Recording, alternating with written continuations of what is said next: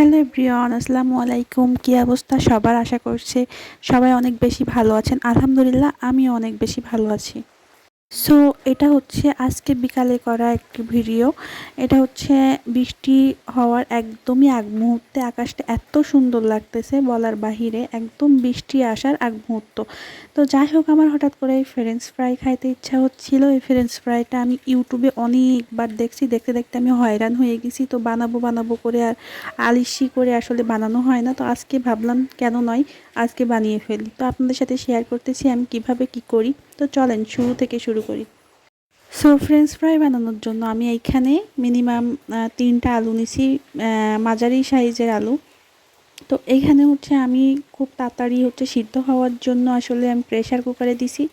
তো সিদ্ধ হওয়ার মুহূর্তে আমার আসলে ক্ষুধা লেগে গেছিলো, তো আমি একটা কিটক্যাট চকলেট খেয়ে নিলাম। তো এই মুহূর্তে আমার হচ্ছে আলুটা সিদ্ধ হয়ে গেছে, আমি এখানে ম্যাশ করে নিছি আলুটা। দেন এইখানে দিয়ে দিলাম হচ্ছে লবণ, মরিচের গুঁড়া দিয়ে দিলাম।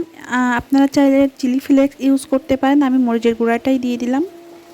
বাট চিলি ফ্লেক্স দিলে একটু বেশি ভালো হয় এই আর কি। তো এখানে আমি একটু জিরা মরিচ গুঁড়া, তারপরে এখানে মোস্ট ইম্পর্টেন্টলি এটা হচ্ছে কর্নফ্লাওয়ারটা এটা হচ্ছে ইম্পর্টেন্ট এইখানে।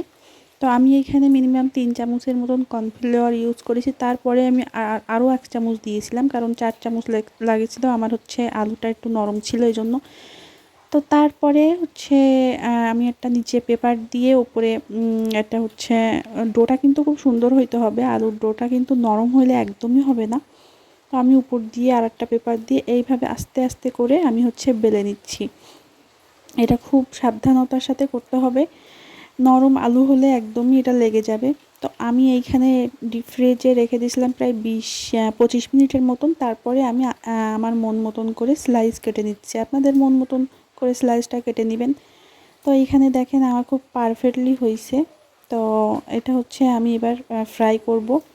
আমি হচ্ছে এখানে তেল গরম করে আস্তে আস্তে করে ফ্রাই করতেছি, একদম মিডিয়াম আঁচে এটা হচ্ছে ফ্রাই করতে হবে। তো লাল লাল হচ্ছে ব্রাউন হয়ে আসলে এটা হচ্ছে নামিয়ে ফেলতে হবে। একদম হচ্ছে আস্তে আস্তে এটা ভেজে নিতে হবে খুব সাবধানতার সাথে। তো আমি এইখানে হচ্ছে প্রথম এই হচ্ছে ফ্রেঞ্চ ফ্রাইটা বানিয়ে খেলাম, আসলে আমার কাছে কিন্তু অনেক বেশি ভালো লাগছে।